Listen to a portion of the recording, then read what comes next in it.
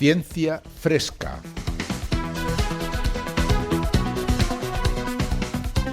Un espacio de cienciaes.com Para explicar con calma y con rigor la ciencia más reciente.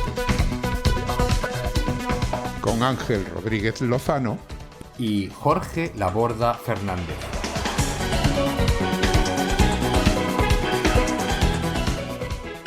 Ciencia Fresca se elabora gracias a las donaciones de las personas que nos escuchan. Si desea colaborar con nosotros, visite nuestra página web cienciaes.com. Muchas gracias.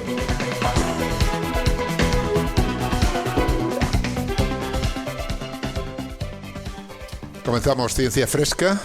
Aquí estamos de nuevo. Ahí Jorge Laborda en Albacete. Hola Jorge, ¿qué tal? ¿Qué tal? Encantado de estar aquí una semana más. ¿Qué tal, Ángel? Pues nada, aquí Ángel Rodríguez Lozano en Madrid. Vamos a dejarlo así. Bueno, hoy voy a empezar con unos titulares rápidos. El título que le he dado es Astronautas sobrecalentados. ¿Cómo afecta el espacio a la temperatura corporal de los astronautas? El sobrecalentamiento ya no solo está en el planeta, sino que te vas fuera y también hay sobrecalentamiento. Exacto. ¿Y tú de qué vas a hablar? Pues yo voy a hablar de que aprender mejor no siempre depende de repetir una tarea muchas veces. Es un cambio, digamos, de modelo de aprendizaje, de idea de aprendizaje, que se ha publicado en la revista Science y que me parece fundamental y muy importante explicar. Sí, muy interesante. Además se nos puede aplicar. Si tenemos que repetir menos veces, mejor. Efectivamente. De acuerdo, pues venga, vamos a empezar. Vamos a entrarnos ya en faena. Y como decía, vamos a hablar de astronautas sobrecalentados. Ese es un nombre que le doy. Realmente es un estudio que lo que hace es investigar lo que se ha publicado sobre este tema, es decir, sobre cómo afecta el espacio a los astronautas, a las personas que están en microgravedad, es decir, que están en lugares donde la gravedad que nos afecta aquí en la Tierra no se nota, no es que no exista, sino que no se nota o se nota muy poquito, y cómo eso afecta a la temperatura corporal de esos astronautas y qué consecuencias tienen. Estas personas lo que han hecho es un estudio con muchísimas publicaciones, 800 y pico publicaciones, que hablan de este tema, y de ahí han seleccionado un número determinado, unas 20, que ellos han considerado que son las más representativas. En esas 20 hay 6 que son estudios que se han hecho en la Estación Espacial Internacional, es decir, con astronautas en el espacio, y luego el resto lo han hecho sobre investigaciones que se hacen con personas que están permanentemente en cama, o sea, en posición horizontal, es decir, en reposo, personas que están permanentemente quietas para no activar los músculos que normalmente activamos cada vez que nos movemos aquí en la Tierra, influidos lógicamente en su lucha contra la gravedad. Cuando nos levantamos, cuando nos agachamos, cuando andamos, estamos siempre peleando contra la gravedad. Bueno, pues estas personas lo que hacen es simular esa ingravidez en tierra, como permaneciendo inmóviles, tendidas en posición horizontal, con la cabeza ligeramente inclinada más que el resto del cuerpo, para simular las condiciones físicas que tiene que soportar un astronauta en situación de ingravidez cuando se encuentra en el espacio exterior a la Tierra. Se hacen los experimentos así, es decir, se paga a personas para que estén una temporada en esa posición. Y todos esos estudios pues, han dado unos resultados. Entonces una pregunta. Todos estos no son datos que los investigadores han sacado ellos solos, sino que han analizado otros datos de otros investigadores. Exacto. Eso, de lo que se llama una especie de meta-análisis de todo lo que ya hay publicado sobre este tema. Exacto. Y de ahí han hecho una selección, han eliminado, pues lógicamente hay siempre, como tú bien sabes, investigaciones en las que se dan de la misma investigación distintos artículos, en los que se reflejan distintos aspectos de las investigaciones, pues claro, no van a tomarlos todos, se han ido seleccionando y han seleccionado esos 20 que te he dicho. Bueno, la cuestión fundamental ahí es que el espacio no está hecho para nosotros. Cuando imaginamos a los astronautas y los vemos en esas imágenes flotando indolentemente, sonrientes, en la Estación Espacial Internacional, en la que parece que todo es idílico, todo es perfecto, la realidad va mucho más allá, y es que el cuerpo humano sufre, y sufre mucho, profundamente, cuando está en esas condiciones que son ajenas a lo que sentimos, a lo que notamos habitualmente en la Tierra, porque la realidad es que nosotros estamos moldeados a la gravedad terrestre. Es decir, durante millones de años hemos evolucionado precisamente para vivir sobre la superficie de este planeta. Y la gravedad está ahí.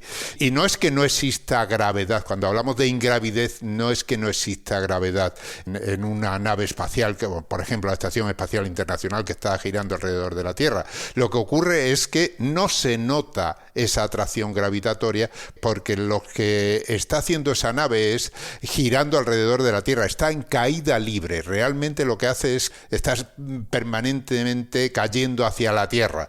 ¿Pero por qué no cae? Pueden preguntar. Bueno, pues no cae porque no está estático, sino que se está moviendo a una velocidad. Cuando uno se mueve a una velocidad, y a una velocidad muy grande, como puede ser la de la Estación Espacial Internacional, resulta que no estamos sobre una superficie plana, sino sobre una superficie curva, que es la Tierra. Entonces la Tierra se va curvando en la misma medida que nosotros vamos cayendo, con lo cual la altura respecto a la superficie de la Tierra es siempre la misma, pero estamos siempre cayendo. Por eso se está en órbita, claro. Eso, por eso se está en órbita, y por eso la Luna está en órbita, por eso todos los cuerpos que orbitan alrededor están en órbita, es decir, cada cuerpo que orbita a otro está en permanente caída hacia ese cuerpo que orbita. Si no recuerdo mal, porque tú me puedes corregir, que tú eres el especialista de esto, creo que fue Einstein el que, al darse cuenta de que en caída libre no hay gravedad, porque en realidad o sea, el experimento del ascensor, ¿no? Estás en un ascensor, de repente el ascensor se cae, se sueltan los cables y tú caes dentro del ascensor, dejas de sentir el peso. O sea, tú, si el ascensor está quieto, vale, te notas la gravedad, pero si empiezas a caer dentro del ascensor, ya no tienes esa gravedad. Sí, bueno, ahí se están mezclando dos cosas. Por dejarlo más o menos claro, la ley de la gravitación universal de Newton es la que habla de esta caída libre de los cuerpos cuando están rotando unos alrededor de otros, porque Newton lo que observó, y recuerden todos ese ejemplo famoso de que estaba echando una siesta bajo el manzano y le cayó la manzana encima, y se preguntó que por qué caía, por qué la Tierra atraía a la manzana y todos los cuerpos a su alrededor, y de ahí sacó la idea. Pero la pregunta que se hizo Newton fue precisamente, bien, la manzana cae, pero ¿por qué no cae la Luna? Si la Luna también está ahí y está sintiendo la gravedad terrestre, ¿no? Y eso le sirvió para desarrollar su teoría de la gravitación. Lo que hace Einstein es ir un punto más allá, y es que se da cuenta de que hay dos formas de sentir ese peso que nosotros sentimos cuando estamos sobre la superficie de la Tierra. Si nosotros estamos sobre la superficie de la Tierra, tenemos un peso porque la Tierra nos atrae. Pero si estamos dentro de un ascensor, ese ejemplo que tú ponías, dentro de un ascensor podemos, si el ascensor está parado, lógicamente nosotros sentimos ese peso que es la atracción de la Tierra. Ahora, imaginemos que el ascensor está lejos de la Tierra, muy lejos, que no está afectado, digamos, por la gravedad terrestre, y por lo tanto dentro estaríamos, en condiciones normales, estaríamos flotando. Pero si ese ascensor lo conectamos por el cable a una nave espacial que acelera a razón de 9,8 metros por segundo al cuadrado, que es la aceleración de la gravedad nuestra en la superficie de la Tierra, nosotros nos quedaríamos pegados a la base del ascensor, porque una aceleración lo que hace es que los cuerpos que estés dentro la noten. Cuando vamos en el coche y aceleramos, notamos que nos quedamos, digamos, pegados al asiento de atrás. Eso es porque el coche va acelerando y nosotros reaccionamos presionando el asiento. Tenemos una masa inercial, que le llama. Bien, pues Einstein en ese caso lo que se dio cuenta es que había lo que él llama un principio de equivalencia. Es decir, si estás dentro del ascensor no sabes si estás sobre la superficie de la Tierra y el ascensor está parado, tienes un peso sobre la base del ascensor, o si estás en el espacio más allá de la atracción gravitatoria de la Tierra y lo que está ocurriendo es que hay una nave que está tirando del ascensor con esa aceleración. Y ese es el principio de equivalencia, y ese le llevó a desarrollar sus teorías de la relatividad. La primera de ellas, la teoría especial, era la que determinaba que si entra un rayo de luz por un lado del ascensor y nosotros estamos en ese movimiento acelerado por esa nave espacial, ese rayo de luz se va a curvar, cuando, según la teoría de Newton, el rayo de luz no tiene masa y por lo tanto no tendría que verse afectado por la gravedad. Claro. Bien, bueno, pues hecho esta salvedad, ¿qué ocurre? ¿Qué ocurre con nuestra biología, que ha sido moldeada por la gravedad terrestre para estar sobre la superficie terrestre, cuando nos vamos a un lugar donde existe esa microgravedad? No se habla de ausencia de gravedad, sino de microgravedad. ¿Por qué? Pues porque hablamos de microgravedad porque en una nave espacial siempre hay aceleraciones de algún tipo, es decir, no es exactamente que desaparezca la gravedad inunda todo el universo y estemos donde estemos, estamos sumidos en esa gravedad de los cuerpos que van a ejercer mayor o menor fuerza en función de la distancia que están o en función de la curvatura del espacio-tiempo, como decía Einstein. Así que si nosotros tenemos un astronauta que está en una estación espacial que está girando alrededor de la Tierra, esa estación espacial en general tiene sistemas que lo están manteniendo, es decir, hay vibraciones, hay ventiladores que mueven el aire, cuando uno se mueve dentro de la nave, si se separa de la Tierra, ya sabemos que la gravedad a medida que te separa va disminuyendo muy poquito, o sea, por eso hablamos de microgravedad y de hecho en una estación espacial la microgravedad puede ser del orden de 1.000.000 de veces más baja que la que experimentamos sobre la superficie de la Tierra. Pero bueno, vamos a dejarlo así, vamos a decir que es microgravedad. Lo que ocurre es que, claro, estamos acostumbrados, porque nuestro cuerpo está hecho para la gravedad, a que nuestros músculos se esfuercen para levantar un peso. El equilibrio, levantar el peso, para caminar. Claro, a que nuestros huesos tengan una determinada resistencia para que podamos andar sobre la superficie. La circulación sanguínea tiene que adaptarse, no es lo mismo, el corazón tiene que bombear, pero tiene que bombear la sangre al cerebro, es bombearla contra la gravedad, hacia arriba, que es distinta que cuando va hacia los pies, que va a favor de la gravedad. Por lo tanto, la naturaleza nos ha ido modelando. Y todo el sistema cardiovascular está adaptado a eso. Claro, y ahí hay otros factores también que influyen y que se han comprobado, como el sistema inmunitario, de eso sabes tú muchísimo más, también está afectado. El sistema inmunitario también es, bueno, sé más del sistema inmunitario, pero de que la gravedad afecta al sistema inmunitario es una situación grave. Sí. No, Pues no también. sabía, o sea, no sabía. Sí, por lo visto lo dice en el artículo, se ha comprobado que en los astronautas se modifica la actividad de células inmunitarias y sobre todo en la producción de moléculas que controlan las inflamaciones y demás.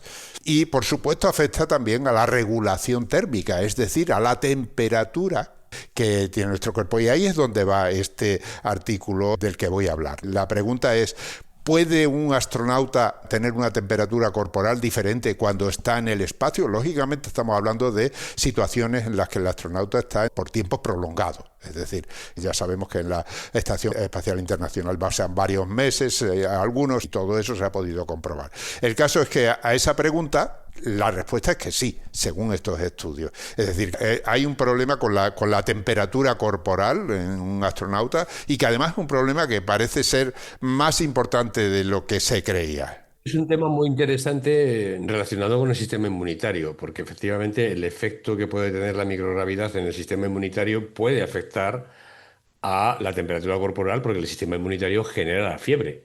La actividad del sistema inmunitario puede tener que ver con que tengas una fiebre, digamos, como que tu termostato se desregula. El inmunitario está más activado de lo normal. Si es así, es esto lo que pasa, que ya digo que no lo sé. Bueno, pues en este caso lo que han hecho, pues claro, analizando todos los estudios que se han hecho previamente, la conclusión que sacan, o sea, el factor importante es que efectivamente hay un cambio en la temperatura corporal de los astronautas. Estos estudios, lógicamente, lo que dan es una visión de conjunto. O sea, hay ciertos estudios que denotan ese cambio de temperatura, hay otros que notan menos, pero en conjunto lo que extraen es que la temperatura corporal en condiciones normales de un astronauta, la vida de un astronauta, es decir, no haciendo ejercicio, no haciendo grandes esfuerzos, sube del orden de 1 grado a lo largo del tiempo. Claro, en lugar de 37 vas a tener 38. Y la cosa va mucho más allá si ese astronauta hace ejercicio. Lógicamente, cuando hacemos ejercicio generamos calor, eso induce en el cuerpo una serie de reacciones, es decir, aumenta la frecuencia cardíaca, el corazón manda más sangre caliente a la superficie, a la piel, bajo la piel y demás, para que se produzca un intercambio del calor con el ambiente. Pero claro, todos esos mecanismos son muy eficientes cuando estamos sometidos a la gravedad de la Tierra, cosa que en microgravedad no existe porque todo cambia. Para empezar, lo que hacemos cuando sube la temperatura, cuando hacemos un ejercicio, es que sudamos, es decir, estamos expulsando a través de la piel un líquido que está compuesto fundamentalmente agua y sales minerales. ¿Qué ocurre con ese agua? Que ese agua, al estar en contacto con la atmósfera, se evapora. ¿Se evapora por qué? Pues porque está en contacto con el aire del ambiente. Ya sabemos que una superficie de un líquido siempre tiene moléculas de ese líquido que están en fase de vapor por encima de él. Es decir, si nosotros tenemos un vaso de agua, encima de la superficie siempre hay una cantidad de moléculas que están escapando del líquido hacia el aire y otras que van entrando. Hay ahí un equilibrio que le llaman presión de vapor. Pero si soplamos sobre esa capa, arrastramos esas moléculas de agua y entonces automáticamente tiende a restablecerse el equilibrio, es decir, vuelven a escapar más moléculas del líquido, como consecuencia se extrae calor, el pasar de líquido a vapor necesita energía, extrae calor del líquido y el líquido se enfría, es decir, soplamos, desaparece el vapor de agua, se crea un nuevo vapor, al crearse nuevo vapor el líquido se enfría, es lo que pasa en nuestra piel, sudamos, tenemos... Lo que pasa en un botijo, para que... Exactamente, un botijo. Un botijo, para que ellos se acuerden de lo que es eso, o sepan, claro, o hayan visto alguno. Porque ahora ya ver un botijo ya no está al alcance de cualquiera, ¿eh?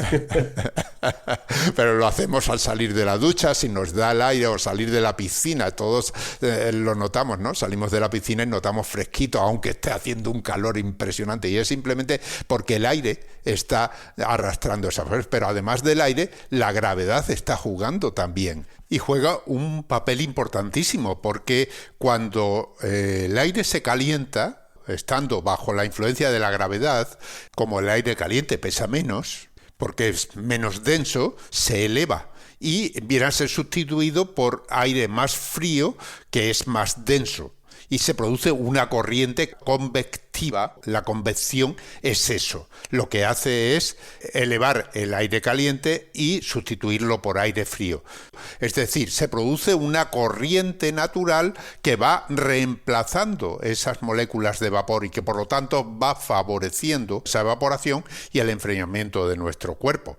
Ese movimiento convectivo es debido precisamente a la existencia de gravedad. Cuando la gravedad no se nota, no existe, no es que no exista, como hemos dicho, pero sí por estar en caída libre no se nota, no se produce esa corriente convectiva, es decir, el aire se calienta, pero no se eleva, no se desprende de nuestro cuerpo y por lo tanto, al no desprenderse, crea una capa de vapor alrededor que mantiene la temperatura. Y claro, cuando el cuerpo que está generando más calor no lo pierde, no se produce esa corriente convectiva que arrastre el calor, no puede disipar el calor que va generando. Y se eleva la temperatura. Y de hecho se han medido unas elevaciones de temperatura. En algunos astronautas han llegado a alcanzar hasta los 40 grados de temperatura, que es fiebre y fiebre alta. Cerca de un golpe de calor, puedes tener un golpe de calor a esa temperatura. Porque, claro. Las proteínas a desnaturalizarse, hay una serie de efectos, claro, muy perniciosos de la temperatura en las células, ya digo, enzimas que no funcionan bien, en fin, cosas que son necesarias para mantener la vida que no funcionan a esas temperaturas. Entonces, ya tenemos ahí, bueno, he dicho un factor que es el de esa disipación térmica, es decir, esa disipación de calor que se produce de manera distinta en los astronautas y demás. Hay también alteraciones circulatorias. El hecho de que suba la temperatura cambia el ritmo del corazón, como he dicho antes. Al cambiar el ritmo del corazón, también cambia ese flujo de sangre caliente hacia la superficie corporal. Por lo tanto, ahí tenemos otro factor. Hay cambios, como había dicho o inmunitarios, y hay alteraciones circadianas, es decir, ese reloj biológico que todos tenemos, que estamos acostumbrados en la Tierra a regirnos por la secuencia de los días y las noches de luz y oscuridad, con un reloj biológico que ya tenemos adaptado y que regula un montón de cosas. O sea, el funcionamiento de cientos de genes que funcionan de una manera de día y de otra manera de noche, no de una manera distinta, es decir, el nivel de funcionamiento de los genes cambia.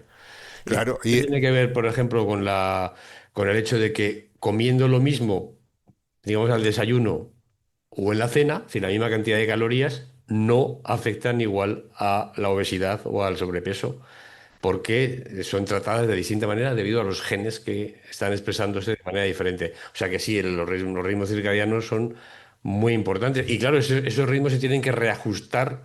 Sí. imagínate tú un astronauta que da del orden de 16, por ejemplo, la Estación Espacial Internacional, que es la que pongo de ejemplo, ¿no? Que da del orden de 16 vueltas alrededor de la Tierra al día. Ve 16 amaneceres y 16 puestas de sol a lo largo de un día. Esto me recuerda el cuento del Principito, ¿no? Que está en un asteroide que para ver el ocaso movía la silla un poquito y ya volvía a ver el ocaso del Sol. Un cuento infantil muy conocido, pues, pero que no hace falta irse a un asteroide pequeño. No, esto lo tienes ahí, pero claro, imagínate lo que significa esos ritmos circadianos de los astronautas, ese despropósito realmente. ¿En qué se traduce eso? Pues se traduce en problemas de insomnio, problemas de fatiga. Claro, lógicamente, si tú no estás durmiendo lo que debes dormir porque no puedes o si tienes el ritmo, digamos, cambiado, pues lógicamente todo eso afecta pues a alteraciones hormonales, como tú decías, y también a cambios térmicos. Ahí entramos otra vez en el problema, por el hecho de que en la noche lo normal es que baje nuestra temperatura, durante el día lo normal es que sea más alta. Claro, si tenemos 16 amaneceres, imagina el descalabro para ese reloj biológico. Y también hay otra cuestión, que es que, como decía, pues nuestros músculos y nuestros huesos están adaptados a la gravedad terrestre. En el espacio, lo primero que ocurre es que se pierde masa muscular, porque lógicamente tú no tienes que andar elevando pesos. Si te quieres ir de un lado a otro de la nave, te impulsas un poquitito, vuelas ahí tan ricamente y llegas al otro lado sin hacer esfuerzo alguno. O transportas algo y no tienes que andar con el peso tirando hacia abajo. Todo eso hace que los músculos trabajen menos. Los huesos pierden calcio, eso se ha comprobado. Es decir, hay una serie de reacciones que van unidas a ese cambio de temperatura. La solución para eso que hacen con los astronautas es, señores, vamos a ponerles bicicletas estáticas, lugares para hacer ejercicio, pero como he dicho, eso tiene el gravísimo inconveniente de que eleva la temperatura corporal y les cuesta deshacerse de ese calor creado por el ejercicio. Sí, lo que está claro es lo que has dicho antes, que no estamos hechos obviamente para el espacio exterior y que el viaje al espacio en largas cantidades de tiempo va a ser muy complicado, que organismos como nosotros podamos sobrevivir durante mucho tiempo. Bueno, y lo que te decía, que no se ven, ¿no? Porque a los astronautas lo primero que les ocurre cuando suben al espacio es que se les inflama la cara. El corazón está acostumbrado a bombear y a luchar contra la gravedad, bombea sin lucha. Al bombear sin lucha, pues lo normal es que tengan problemas como es la cara hinchada, que tengan problemas que parece que están resfriados, porque los fluidos... Hay que tener cuidado para que el casco te siga entrando en la cabeza, ¿eh? Porque si no, si te inflama mucho la cara y no te entra el casco, tenemos un problema. Desde luego. Pero bromas aparte, lo que indica este estudio es que hay que tener en cuenta en los viajes de larga duración esta subida de temperatura, porque afecta al comportamiento de los cuerpos de los astronautas, porque pensemos ahora en lo que ocurrirá, por ejemplo, cuando estamos hablando de el reto de ir a Marte. Ya estamos hablando de estancias en el espacio que van a durar del orden de meses. A lo mejor 6 meses, un año, ida y vuelta si Pero hay quieres. gente que dice que va a Marte y que se queda allí a vivir el resto de su vida, que ya no vuelve, pero que lo que quiere es llegar a Marte. Claro, porque es que no quieren pasar por Ya la... está, volver no hace falta Pues ya. ya no hace falta, pero Pero bueno, bueno. claro, a pesar de todo, aún todavía hay que llegar y en buenas Claro, y condiciones. esos meses, pues supone tener en cuenta todos estos factores. Porque, Y luego además está la radiación, claro, la radiación que la atmósfera nos protege y que en un viaje espacial pues vamos a tener muchas más dosis, ¿no? Y hay órganos muy sensibles. ¿no? Y además el aumento de temperatura corporal es un factor que no he mencionado, supone cambios psicológicos. Todos sabemos, en verano, cuando hace mucho calor, primero, estamos muy cansados, no pensamos con la misma claridad, encima estamos irritables. Todos esos cambios se producen en una misión espacial de larga duración. Tú imagínate que todos, además de estar más cansados, están más irritables, están 4 en un espacio reducidísimo, tienen que aguantar 6 meses y encima están enfadados, ¿no? Porque no son capaces de disipar bien ese calor que generan.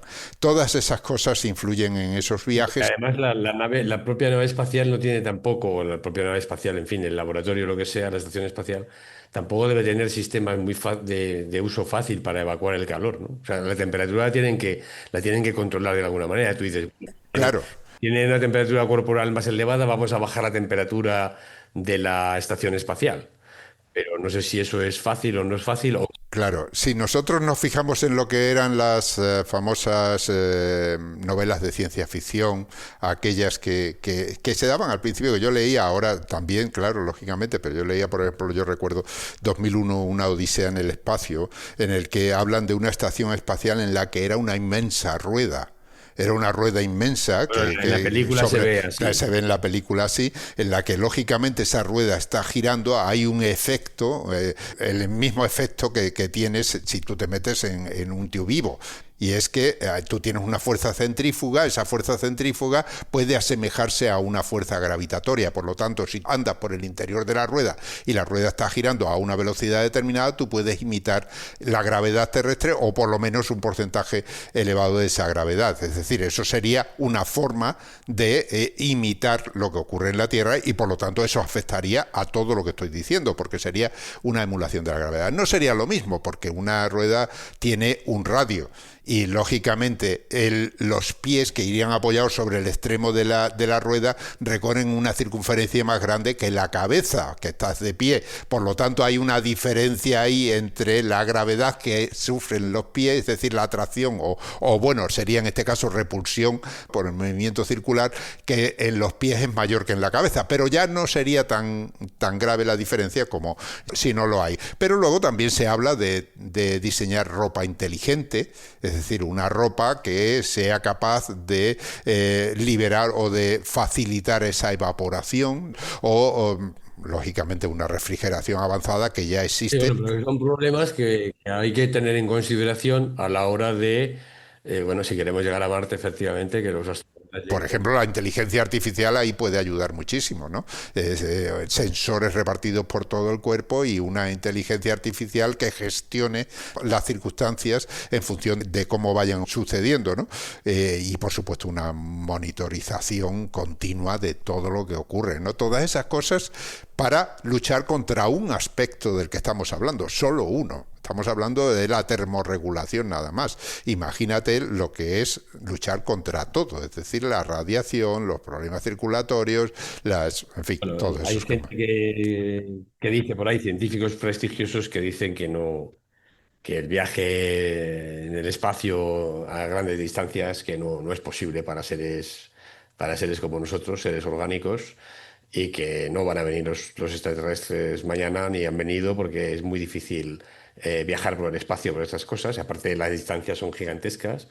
Y es como si tú imagínate una pequeña bacteria en un bote de mermelada que está dentro de la mermelada y tiene que viajar al otro lado del bote. O sea, pues vamos a ver, está atrapada en esa gelatina y lo que esta gente dice es que el espacio no parece que esté vacío, ¿no? Pero es como una especie de algo mucho más denso de lo que nos parece que impide los viajes espaciales. O sea, que moverse a través del espacio Sí, bueno, y que hay limitaciones de las propias leyes, la relatividad especial, ahí lo dices. No podemos superar la velocidad de la luz, pero además tenemos un problema, y es que si nos acercamos, encima el tiempo transcurre de manera distinta, por lo tanto, tenemos un problema de comunicación bastante importante, ¿no?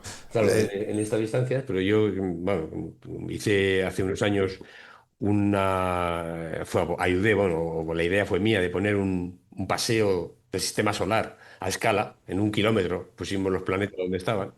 Tú lo habrás visitado en Ah, Albacete. sí, sí, Entonces, lo he claro, visto ahí en te pones en el Albacete. Sol, la Tierra está, el Sol es una esfera de 30 centímetros en esa escala, más o menos, 30-33. La Tierra está a 30 metros, vamos a poner. Es una pequeña granito de arena de 2,3 milímetros que estaría dando vueltas a 30 metros de esa esfera de 30 centímetros que es el Sol. Entonces tú le puedes decir a alguien, bueno, mira, la luz tarda 8 minutos y 15 segundos, si no me equivoco, en llegar del Sol a la Tierra, que son 30 metros a esta escala. Vamos a hacer el viaje en 8 minutos. Empiezas desde el Sol y tienes que recorrer 30 metros en 8 minutos. O sea, esa es la velocidad de la luz a cómo va en el sistema solar. Sí, esa es la Y yo creo que no lo velocidad de la consigue, es luz. decir, ir a la misma velocidad constante, sin parar, sin ir más deprisa ni más despacio, ni corregir. ¿A qué velocidad tengo que ir? Para llegar en 8 minutos a 30 metros, ¿verdad? Pues esa es un caracol, yo creo que casi, no sé si el caracol iría más deprisa incluso, ¿no? O sea, pero una hormiga desde luego va más deprisa. Una hormiga no tarda 8 minutos en llegar posiblemente 30 metros. Entonces, esa es la velocidad de la luz a la escala para que te des una idea de la lentitud de la velocidad de la luz. O sea que sí que es un problema, este de la temperatura es otro, la radiación es otro, por supuesto mantener... Y luego hay otro además muy importante, es cómo llevas el combustible. ¿Sabes? Sí, bueno, claro, cuanto más velocidad quieras coger, cuanto más aceleración, más combustible necesitas, más peso le das. Es la gran ecuación de los viajes espaciales. Bueno, pues en resumen, el gran desafío, y en este caso, de la exploración espacial, no es solo llegar lejos, sino conseguir que el cuerpo aguante. Realmente podemos dejarlo así. Efectivamente.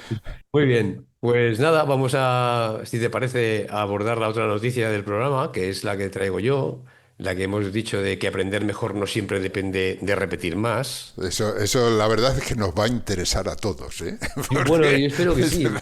por lo menos a mí, que me cuesta tantísimo tocar el trombón y no hago nada más que repetir y no mejoro demasiado. Claro, claro. Bueno, el tema es ese, que la idea es que se aprende, o sea, digamos, el paradigma normal, el modelo normal de aprendizaje es que hay que repetir. Hay que repetir, para todo, para tocar el piano, para aprender a ir en bicicleta al principio, para resolver problemas de matemáticas, para lo que tú quieras, es cuestión de ensayo, error, hasta que al final acabas de aprender, ¿no? Y entonces esto parece ser que puede ser cierto, pero no es toda la verdad, o al menos eso es lo que parece que han descubierto un grupo de investigadores que han publicado esto en Science. Ahora voy a contar todos los experimentos que han hecho, un poquito, al menos un resumen de ellos, de una institución que es la Howard Hughes Medical Institution o Medical Institute, que está cerca de Washington, D.C., en una zona que yo conozco. Y han encontrado, pues, que parece que un cambio de paradigma, un cambio de lo que se creía que era el aprendizaje o cómo funcionaba bien, pues han encontrado como que no es a lo mejor eso lo que digamos, se conocía hasta ahora, ¿no? Entonces, la idea era que cuando tú estabas estudiando el aprendizaje en unos animales, normalmente era para enseñarle al animal a hacer algo. No sé, vamos a poner que estás entrenando a un animal de circo o estás entrenando a un animal de laboratorio para que haga tal tarea y tú quieres saber que la aprenda para hacer cualquier otra cosa después. Tiene que aprender a ir a un laberinto, tiene que aprender a dar una palanca, cualquier cosa que tú quieras entrenar. La idea era darle pequeñas recompensas. Es decir, por ejemplo, al animal le dejo que tenga sed, entonces el animal, darle agua será una recompensa. Y lo que voy haciendo es que cada vez que haga bien algo, por ejemplo, no sé, darle a la palanca, le doy una gotita de agua. Entonces le he dado la palanca de manera al principio le dan de manera completamente aleatoria, hasta que un Claro, animal van recorriendo la jaula por todos lados hasta que por casualidad y aparece una gotita de agua por aquí, vuelve otra vez a correr por la jaula, a otra gotita de agua. Bueno, a base de repetir se da cuenta de que si le da la palanca, hay agua. pues aparece agua por ahí, ¿no? Y entonces esto es lo que en principio pensaban que era la manera en que los animales aprendían, pero parece que igual esta lógica no es real, o sea, no es la adecuada y ha impedido aprender, perdona, ha impedido observar una parte bastante importante del fenómeno de aprendizaje. Porque los autores lo que encuentran, ya lo resumo, es que recompensas mucho mayores, pero en menor cantidad de veces, es decir, muchas menos veces, pero recompensas mucho mayores, puede ser que el aprendizaje, o puede hacer que el aprendizaje sea mucho más eficiente. No solamente porque el animal se anime más, sino porque además hay varios componentes del aprendizaje que son modificados. O sea, el aprendizaje no es una cosa ya, sino que hay varios componentes que tienen que encajar juntos para que se haga. Uno de ellos es, O sea que el premio tiene que ser más grande, sí, aunque se dé menos veces. sí, es decir, vamos a ver, aquí no aumentan la cantidad de recompensa.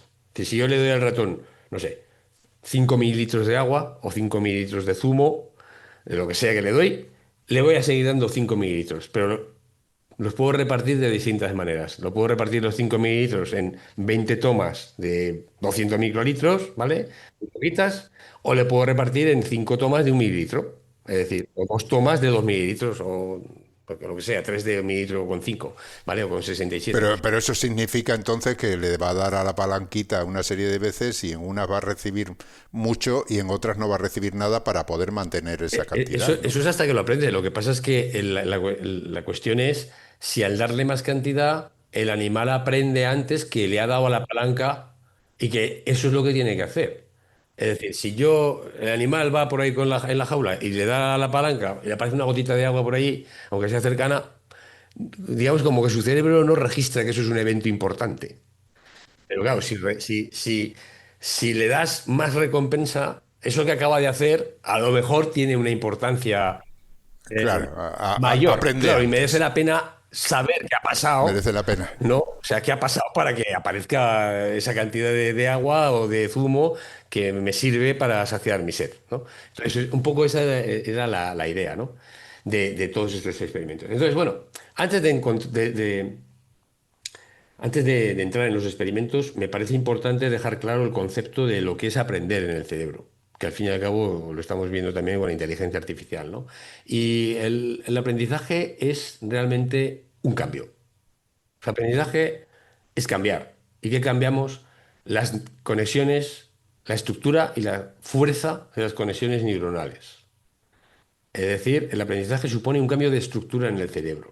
Un cambio de estructura o de funcionamiento de una determinada estructura que ya está, que va a funcionar de otra manera, ¿no? Va a funcionar más activamente o de otra manera, ¿no? Entonces, esto es porque las neuronas ya sabemos que están conectadas por la sinapsis y cuando realizamos una acción, tomamos una decisión, lo que sea, pues tenemos una activación de esas sinapsis, una activación de esas neuronas. Esta acción tiene una consecuencia, esa consecuencia la podemos medir, o sea, el cerebro tiene estructuras para poder determinar lo válido, lo bueno, lo malo que ha tenido esa acción y esto impacta en nuestras sinapsis, las reconfigura y hace o que repitamos más, es decir, que vayamos a buscar otra vez la misma acción o que la o que la evitemos, es decir, aprendemos a evitar lo malo o aprendemos a intentar maximizar lo bueno. Básicamente aquí entra la recompensa y el castigo, pero sobre todo es porque hay un cambio de estructura, un cambio de funcionamiento. Esto es como una ciudad con muchas calles. Imagínate que quiero ir de, no sé, de la Puerta del Sol a donde sea. Bueno, pues puedo ir por muchas calles en Madrid, ¿no? Pero aquellas que funcionan mejor, aquellas en las que llego yo antes, pues esas calles no es que se queden tal y como están, en tu cerebro se ensanchan, se hacen más grandes, el tráfico va mejor, la gente va más, digamos, más desahogada por esas calles y esas son las calles que al final se acaban utilizando. O sea, eso es lo que supondría el aprendizaje, digamos, esa metáfora, digamos, redibujar el mapa de las carreteras neuronales del cerebro, ¿no? Y una de las moléculas muy importantes que tiene que ver con este redibujar ese mapa es la dopamina. Dopamina, a lo mejor no os habrá sonado, es una- bueno, un neurotransmisor que se sintetiza por el cerebro y algunas otras células a partir de un aminoácido que comemos en las proteínas, que es el aminoácido tirosina. Le han dado a la idea de esta molécula que es la molécula del placer, es decir, que cuando tú tienes una recompensa se produce una liberación de dopamina, pero esto es muy simplificado. O sea, porque también afecta a la motivación, esto ya veremos que es muy importante, el movimiento, la atención, la toma de decisiones, en fin. Entonces, normalmente, ya digo, es la molécula del placer, pero esto es muy simple, ¿no? Y lo que ahora parece que hay un consenso entre los neurocientíficos es que hay dos cosas que hay que tener en cuenta en el aprendizaje, al menos dos. Una es lo que me gusta, lo que me produce placer, que efectivamente la dopamina puede tener que ver, y la otra es lo que yo quiero, el deseo, la motivación. Es algo que me va a motivar para conseguir aprender algo, ¿no? Entonces parece que la dopamina en los últimos estudios está más relacionada con esto del querer, no tanto el placer, sino cuánto de importante es esto. Es lo que te decía antes de te doy más recompensa y parece que esto es más importante. Cuidado, aquí ha pasado algo que es importante para mí porque es una cantidad de lo que sea, de agua, de líquido, de alimento. Claro, o sea, tienes una necesidad Claro, de agua, tienes eso sed, es. es fundamental para que cuando te den el agua tenga valor para ti, lógicamente. Claro, pero a la hora de aprender, si tengo que aprender algo para conseguir esa agua, que es una necesidad vital, si la recompensa que obtengo en términos de esa agua es grande, eso es importante. Mientras que si es más pequeña, es menos importante. O sea que hay también una medida del grado de satisfacción. Exactamente, el grado de satisfacción y luego, bueno, también tiene que ver con lo que el cerebro hace es estimar el error de recompensa. O sea, tú esperas que si haces tal cosa, va a funcionar y te vas a tener tal recompensa. Si el animal ha aprendido a darle a la palanca y le da tal recompensa, espera que darle a la palanca le va a dar una gotita, ya está. Imagínate que no le das la gotita. O imagínate que le das más. Ahí hay un error de predicción. O sea, el cerebro ya ha aprendido que eso es lo que va a pasar con tal conducta. Ahora le cambiamos la conducta, pues va a haber un error de predicción y ahí la dopamina va entonces a ajustar también lo que el cerebro, digamos, cómo va a tomar esa decisión de la importancia que tiene el ahora seguir haciendo esto o evitarlo. Oye, si ya le doy a la palanca, no sale agua, no tengo que seguir haciendo esta conducta, ¿no? Porque no me lleva a lo que yo quiero. En cambio, si le doy a la palanca y me sale más que si le doy a la palanca A o a la palanca B me da más, pues ahí ya estamos, digamos, reajustando, porque ha habido un cambio, ¿no? Un cambio de expectativas. Entonces, eso también es importante, ¿no? Entonces, bueno, la idea es, por tanto, no solamente si la recompensa es mejor o peor, sino que además esto podría regular la velocidad a la que alguien aprende, porque la recompensa la mide la dopamina, la mide el cerebro. Pero claro, me interesa aprender más deprisa. En principio puede uno pensar si la recompensa es mayor. Oye, si aprendo esto rápido, tengo mayor cantidad de recompensa, ¿no? Claro, tienes más interés. Claro, Evidentemente tengo más pones más interés, interés. efectivamente. Está claro. Exacto. Entonces, la tasa de aprendizaje es eso, la velocidad a la que uno puede aprender, ¿no? Imagínate, pues no sé, dos estudiantes, uno le pones un problema de matemáticas, que tú has tenido estudiantes de matemáticas, que yo lo sé, y lo hacen el problema a la primera, o ya han aprendido a la segunda, ya no tienen que repetir más, ya lo han aprendido. Y en cambio hay otros que necesitan a lo mejor repetir y repetir mucho más hasta que al final acaban por entenderlo. Bueno, pues eso es la tasa de aprendizaje, ¿no? Entonces, a veces la pregunta es un poco que ¿por qué tenemos esas tasas de aprendizaje distintas? O sea, eso es una cosa que depende de una cualidad innata de los animales o de las personas, o tiene que ver con el tamaño de la recompensa, con cómo ese aprendizaje nos ha dado una recompensa, y claro, en nuestro caso humano, no sé la recompensa que puede ser que haga el problema más deprisa, ¿no? O más La despacio. recompensa No lo es sé. ir al recreo. Para el animal, que no me dé una colleja o que mi padre esté contento. No, no lo sé, ¿no? O sea, para un estudiante. Pero para el animal es evidentemente, oye, que tengo una recompensa alimenticia, nutritiva o de agua mejor, ¿no? Con lo cual, esto podría ser un factor para la velocidad a la que se aprende. Y esto es lo que en principio pensaban que no. Es decir, la idea original antes de este artículo es que la velocidad de aprendizaje dependía del animal que fuera. Había animales más listos y animales más tontos, y unos aprendían más deprisa y otros aprendían más despacio. Bueno, pues resulta que el artículo dice, oye, esto a lo mejor no es verdad. A lo mejor si le damos a los animales unas recompensas más importantes para ellos, les estimulamos a poner atención, a seguir en la tarea y aprender más deprisa. Entonces, esto es un poco lo que han querido medir, ¿no?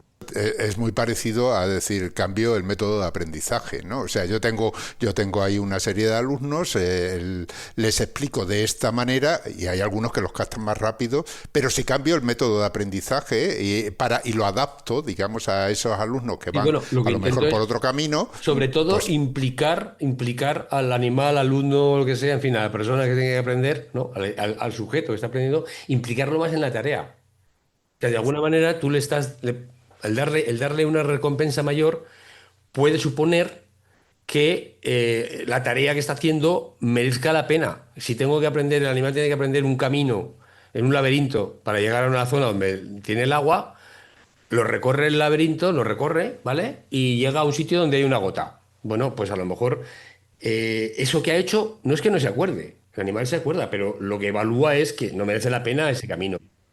Con lo cual, claro, el investigador, ¿qué detecta? Que el animal no sabe el camino. Si lo pongo otra vez en el camino, el animal no lo va a coger, a lo mejor. cuando realmente lo que no está valorando el esfuerzo, si el esfuerzo merece la pena Exacto, o no exacto. Es merece la decir, aquí pena. estamos también evaluando eso, si merece la pena o no. Claro, si el mismo camino, la primera vez que lo recorre el animal, se encuentra con una recompensa grande, a lo mejor sí que se está acordando, ¿no? De por dónde ha ido para llegar al mismo sitio, porque la recompensa sí que merece la pena. Y cuando lo vuelves a poner otra vez en el laberinto, en la primera, digamos, parte de ese laberinto, entonces el animal se acuerda porque, claro, le ha supuesto una recompensa mayor, una motivación mayor, ¿vale? Así que el tema, esto era importante. Y luego también una parte clave del artículo, del estudio, es que no le dan más recompensa. Es decir, aquí no se trata de darle más, sino de darle la misma cantidad, pero repartida de distinta manera, ¿no? Que es lo que hemos un poquito mencionado antes, y eso era muy, muy importante, parece que era un factor fundamental, porque lo que han visto claramente es que cuando les dabas a los animales una serie de recompensas estándar pequeñas, el animal tardaba decenas de repeticiones en aprender. Mientras que si le dabas unas recompensas grandes, pues esos animales aprendían en 2 o 3 veces, habían aprendido recorrer el camino o hacer la acción que tuvieran que hacer, porque además esto lo hacen de varias maneras, ¿no? Hacen varios experimentos, luego los cuento. Pero bueno, una cosa muy importante que hay que saber es que además los autores, digamos que diseccionan el aprendizaje en varias cosas. Una es la tasa de aprendizaje, que lo hemos visto, es decir, lo rápido o lo no rápido que la gente aprende o que los animales aprenden. Después está la captura de lo aprendido, es decir, cuánto me acuerdo al haber hecho una repetición, cuánto me acuerdo de que lo he hecho, ¿vale? He capturado, mi cerebro ha capturado esa, ese aprendizaje en sesiones anteriores, con lo cual tenemos que conservar esa mejora al día siguiente. Es decir, imagínate que el animal de un día para otro, bueno, se acuerda del día anterior o no, ¿no? Pues se va a acordar a lo mejor con una recompensa grande que con una recompensa pequeña. Es decir, mantenemos más capturado lo que hemos aprendido. Y luego tercer factor del aprendizaje que estudian también nuestros autores es la implicación, lo que sería la motivación. Y esto es importante porque la dopamina sí que se ha visto que tiene que ver con esta motivación también, ¿no? Entonces, bueno, esto es lo que mencionábamos antes, es un poco el alumno que está en clase, que está allí en clase, pero no está en cuerpo y alma, está solo en cuerpo, el alma está en alguna otra parte desconocida del espacio exterior, normalmente. Y bueno, esto claramente se veía con los ratones también, ¿no? O sea, los ratones que les dabas pequeñas recompensas, pues al principio mejoraban, pero luego como que la recompensa, oye, que no me merece la pena estar aquí volviendo a recorrer el camino tantas veces y ya entraba en una especie de estado de abandono, digamos, ¿no? Que no, de desconexión. Y entonces esto dependía mucho del tamaño de la recompensa. Según los autores, las recompensas grandes prácticamente hacían desaparecer la falta de motivación. En cambio, las recompensas pequeñas sí que mantenían o sea, las recompensas pequeñas la hacían que desapareciera, ¿no? Entonces, esto indicaba que no era tanto esa tasa de aprendizaje, de que hemos hablado antes, no dependía tanto de que fueran tontos o listos de manera innata los animales, al menos los del laboratorio, que es verdad que es muy difícil que tengan diferencias grandes, porque son animales de una raza determinada, en fin, normalmente son bastante homogéneos. Entonces, no es normal que los animales aprendan porque sean más tontos o más listos en razas de ratones, sino que puede ser, sobre todo, vamos, según los resultados de ese estudio, pues es la capacidad de mantenerse implicados en la tarea de aprendizaje. Y esa capacidad de mantenerse implicados dependía del tamaño de la recompensa. Ajá. O sea que al final no depende tanto del alumno, sino de la habilidad del profesor, ¿no? Evidentemente, la habilidad del profesor para mantener al Para alumno. mantener la Pero bueno, atención del pero el alumno. problema no es la habilidad del profesor, es qué es lo que el alumno interpreta como una recompensa grande. Que eso evidentemente los profesores, perdona, pero no lo vamos a saber, porque cada alumno va a tener en su cabeza lo que puede ser una recompensa grande para dedicarse a estudiar tal asignatura o mantenerse atento en clase, ¿no? Vamos, yo creo que además nosotros no somos ratones, aunque algunos lo puedan parecer en clase, ¿verdad? No somos ratones. Y entonces, claro, la cuestión es muy complicada. O sea, no. No, pero está bien porque es una forma de valorar el problema en su Sí, conjunto, sí, ¿no? lo que está claro es que atribuirle solo la responsabilidad al estudiante de que no aprenda tal no es evidentemente verdad. Estos estudios indican que puede no ser verdad y que hay que buscar alguna manera de darle una recompensa que le valga al estudiante.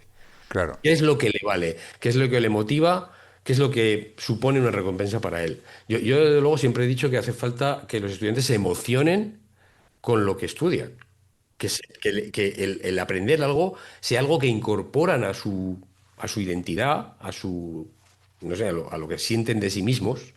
Y esa es una recompensa. Yo ya soy, ahora sé esto, he aprendido esto. O sea, ya no soy el mismo tonto de antes, si quieres que te diga un poco, no sé, sería una manera de hacerlo. Pero hay gente que no le vale eso de recompensa. A mí me valía. Por ejemplo, para mí aprender a estudiar una carrera, cuando yo acabé la carrera ya no soy el mismo que era cuando empezó. O sea, yo no soy el mismo Jorge Laborda cuando empezó. He cambiado. Porque he ganado una serie de cosas que me han enriquecido, me han construido mi identidad. Eso yo creo que ahora mismo ya no funciona así.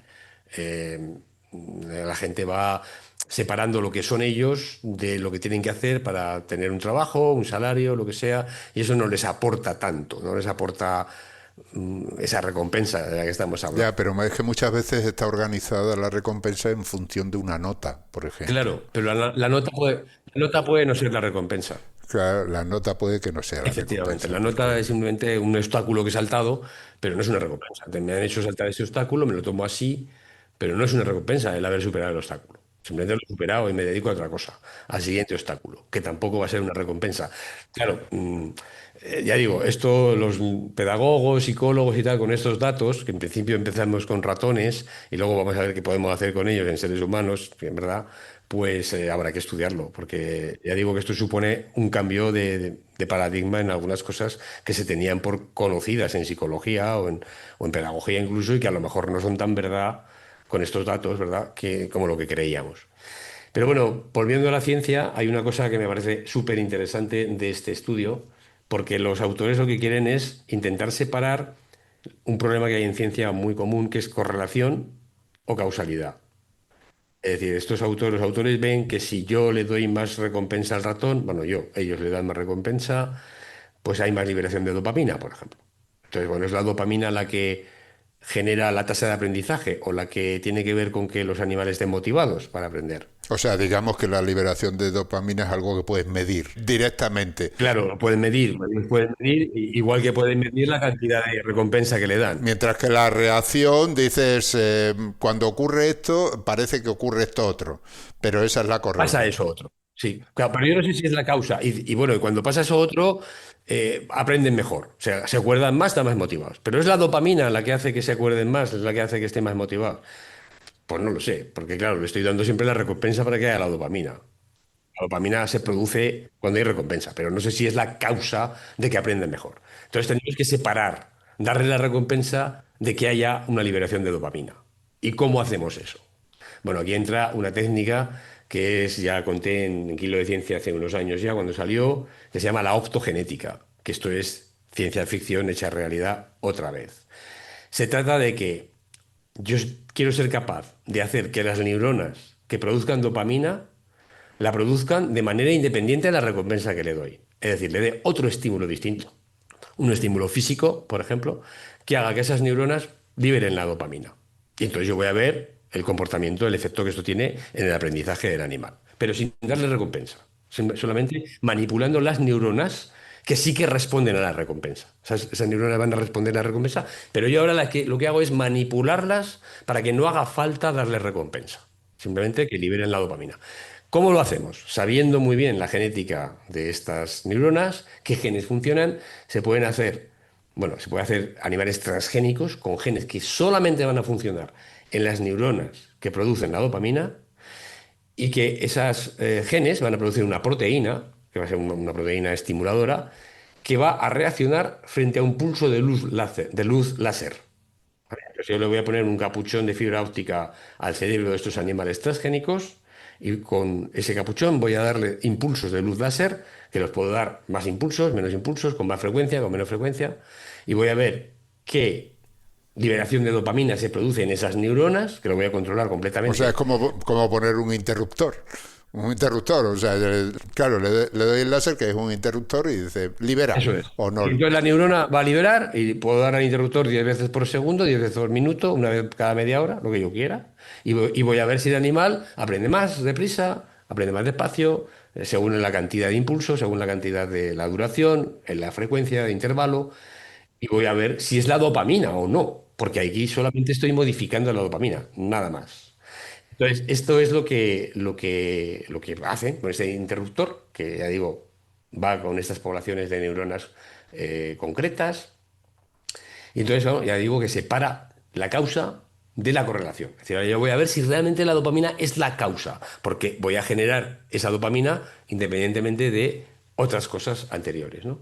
Entonces, lo que vieron es que efectivamente es la dopamina la que tiene que ver con el aprendizaje, pero no en todas no en todos digamos, los aspectos de este aprendizaje. Aumentaba la tasa de aprendizaje, es decir, aprendes más deprisa. Tengo más dopamina, si la libero más, los animales aprenden más deprisa. Y también están más motivados para aprender. Es decir, más dopamina aumenta la motivación. Quiero estar aprendiendo porque es importante, ¿no? Es decir, lo que el cerebro detecta al liberar más dopamina es que lo que ha pasado es algo importante que tengo que prestar atención. En cambio, no ayudó a retener lo aprendido entre las sesiones. Es decir, si le daba varios pulsos, pero de un día para otro, a ver lo que ha aprendido el día anterior al día siguiente, no necesariamente habían aprendido más. O sea, es decir, retenían más. ¿Vale? Con lo cual, la retención de lo aprendido no depende de la dopamina, depende de algún otro mecanismo que no se ha identificado, al menos los autores no identifican, pero claramente no es la dopamina, pero la dopamina sí que hace que aprendas más deprisa y sí que hace que estés más motivado para aprender. Con lo cual, las recompensas grandes actúan por estas vías, pero también actúan por otra vía, porque la recompensa grande sí que también aumenta la tasa de lo que retienes. Es decir, cuánto el animal se acuerda de lo que ha aprendido. Sí, sí, La sí. recompensa sí. Todos nos acordamos de los buenos premios y los buenos castigos. Eso también es Bueno, entonces, verdad. ¿qué tareas empleaban qué les hacían hacer a los ratones? O sea, es una cosa muy curiosa. A ver, ¿qué es lo que le hago hacer al ratón, no? Que aprenda qué. Bueno, pues hacían varias tareas. Una era una tarea de navegación, que tenían que encontrar una localización oculta, la del laberinto típico, ¿no? O sea, tengo que navegar y tengo que encontrar algo donde está el agua. Después también había que hacer una tarea motora con esfuerzo. Tenían que hacer algún esfuerzo, lo que hemos dicho de la palanca, pero tenían que hacer fuerza, tenían que hacer algo para conseguir la recompensa. Esa era otra cosa. Era como una especie de joystick, pero que tenía una resistencia. No era solamente darle y ya está, sino que había que aprender a moverlo con fuerza. Y también aprendían, si cuando veían que efectivamente la recompensa era más grande, pues querían hacer más el esfuerzo. O sea, obviamente habían aprendido y hacían mejor el esfuerzo. Y luego además había una tarea compleja de decisión, que estaba basada en algunos estudios anteriores, que ya están con estudios estandarizados, digamos, como si fuera una especie de test estándar de una tarea en donde te dan un estímulo y tú tienes que reaccionar, ¿no? Ahí tenía que mover una rueda para centrar una cosa al ratón le pueden, imagínate, ¿no? Le ponen una pantallita, una rueda, la rueda es como si fuera un ratón, el ratón mueve un punto en la pantalla y el ratón no, no el ratón del ordenador, sino el ratón real, tiene que mover la rueda, tiene que hacer que el punto aparezca en una zona centrada de la pantalla. Y cuando consigue eso, entonces le dan la recompensa. Entonces el ratón se movía a la rueda, movía el ratón la rueda, el punto no se iba, ¿no? Inicialmente se iría moviendo al azar. Cuando llegaba el punto a centrarse, le daban la recompensa, el ratón decía, ¿qué ha pasado, no? ¿Qué estaba haciendo para que me den esta recompensa? Bueno, pues cuando se daba cuenta de que estaba haciendo lo que estaba haciendo, era capaz de aprender a hacerlo mucho más deprisa que si la recompensa era pequeña. Entonces esas tres tareas, en las tres, la recompensa grande funcionó. Entonces, bueno, pues esto es un poco lo que han contado estos autores, aún hacen algunos estudios más, pero bueno, aquí me parece importante lo que hemos mencionado antes del valor evolutivo, ¿no? O sea, de que los animales, a ver, no son individuos que están desligados de su historia evolutiva. Que yo creo que aquí esto es un fallo de pensamiento, de consideración en muchos científicos y en la medicina. En la biomedicina, esto de la medicina evolutiva, no se tiene quizás en cuenta lo que se tendría que tener. Nosotros no estamos desligados de nuestra historia evolutiva. Y nuestro cerebro, nuestros sistemas fisiológicos, lo que me has mencionado antes de la gravedad, estamos adaptados desde el inicio de la vida a unas determinadas condiciones y por eso funcionamos como funcionamos. Entonces, ¿por qué aprendemos como aprendemos? A ver, aprender ¿para qué vale? El aprender vale para tener más ocasiones de supervivencia, de reproducción, de conseguir recursos, de conseguir alimentos. O sea, en realidad es para eso, esto es para lo que ha valido el aprendizaje durante la mayor parte de la historia evolutiva. Entonces, ¿cómo voy a aprender mejor? Pues obviamente si lo que consigo como recompensa tiene un valor de supervivencia para mí, un valor que me permite pues saciar el hambre, la sed, poder, no sé, reproducirme mejor, lo que sea. Claro, una mejor relación esfuerzo-recompensa. O sea, y esa relación tiene que ser Claro. Entonces, idónea. eso está en nuestra evolución, o sea, en la evolución de los animales. Y en la nuestra también, claro. Entonces, ¿por qué van a aprender los animales igual de bien dándoles cientos de recompensas pequeñas que tres o cuatro recompensas grandes? No tiene sentido.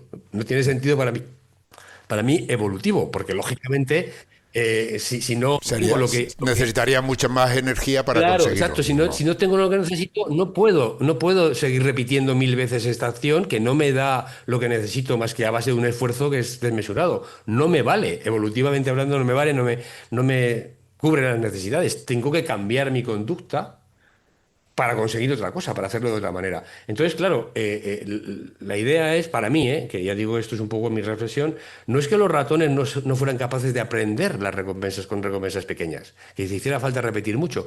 Yo para mí lo interpreto como que el pobre ratón se resignaba a tener que hacer eso decenas de veces porque no había otra manera de conseguir lo que necesitaba. Claro, no había otra opción. Claro, Mejor. pero al final, pero el ratón no quería hacer eso. No es que no lo hubiera aprendido. Es que, vamos a ver, qué menudo rollo es esto, ¿no? Un poco así que diría el ratón. Claro, cuando ya le das una recompensa grande, pues eso merece la pena y el ratón se da cuenta de que esto que ha hecho tiene un valor para él o para ella, si es una ratoncita. Y entonces hemos aprendido. O sea, que a lo mejor sí que estaban aprendiendo. A lo mejor sí que antes se aprendían, lo que pasa es que, claro, no les valía. Es decir, evolutivamente hablando, esto no me vale. Ese comportamiento que me hacen aprender, a mí no me vale para nada. Es un poco a lo mejor también lo que tenemos que pensar, profesores, instituciones, etcétera, de si les vale o no les vale a los alumnos lo que les estamos enseñando.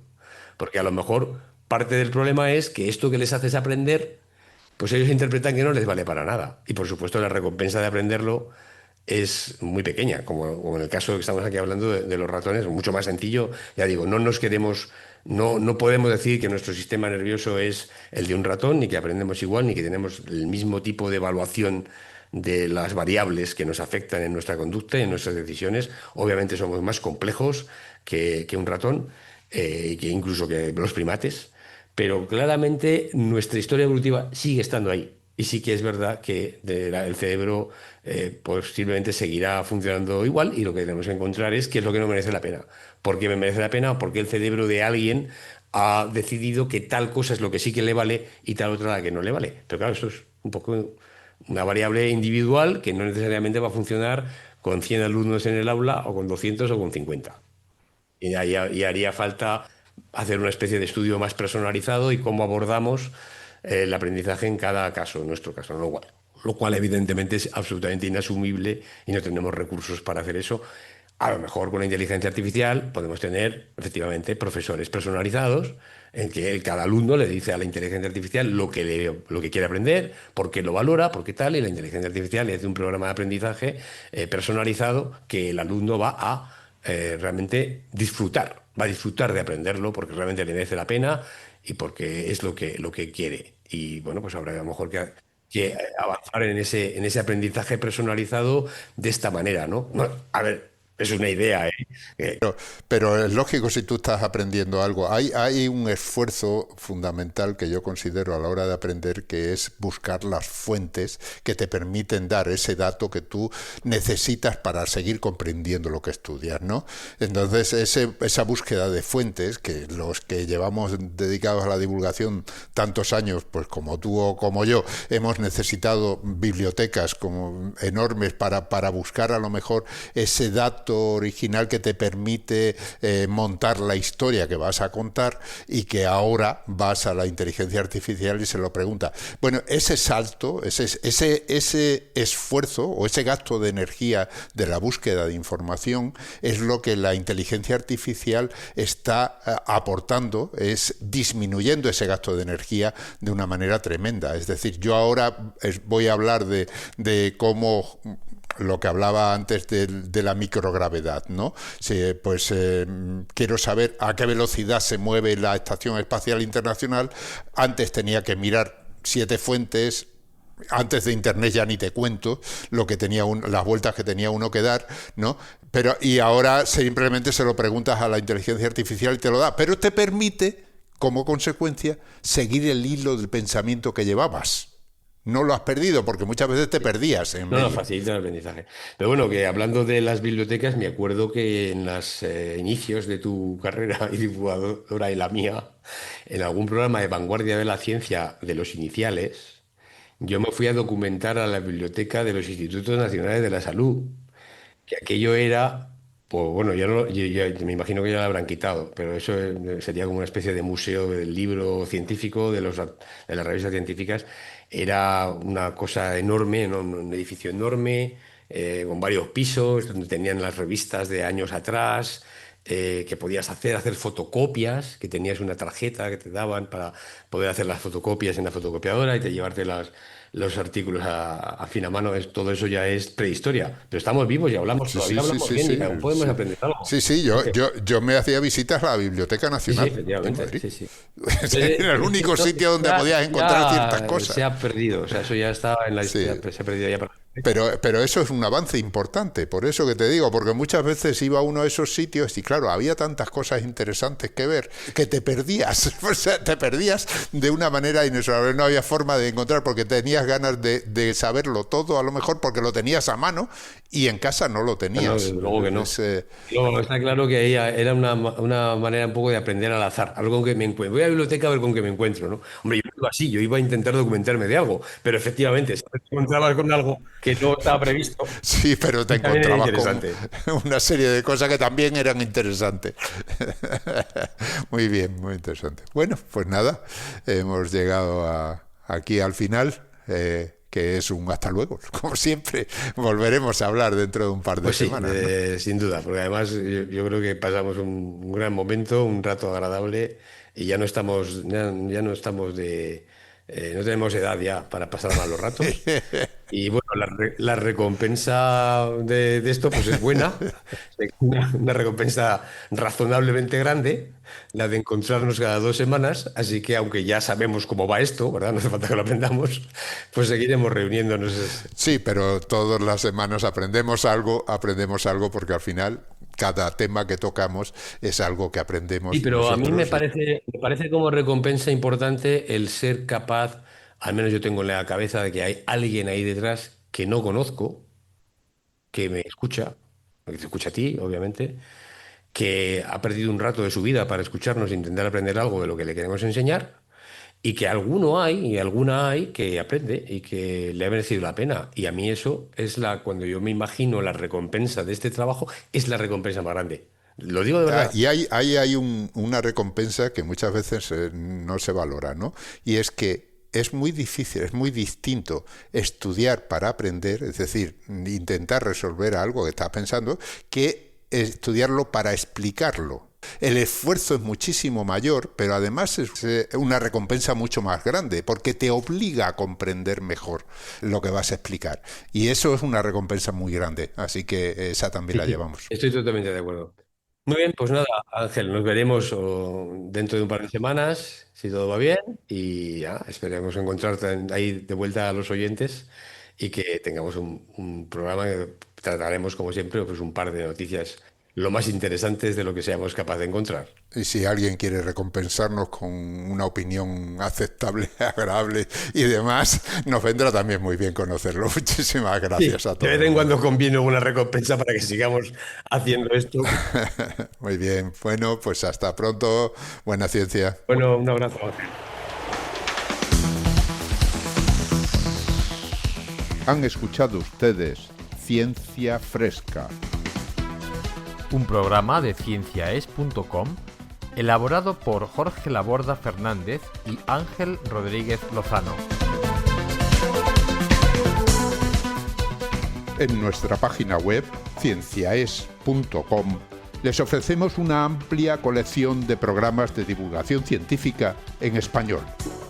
Si le agrada nuestro trabajo, visite nuestra web y colabore a su mantenimiento con una donación.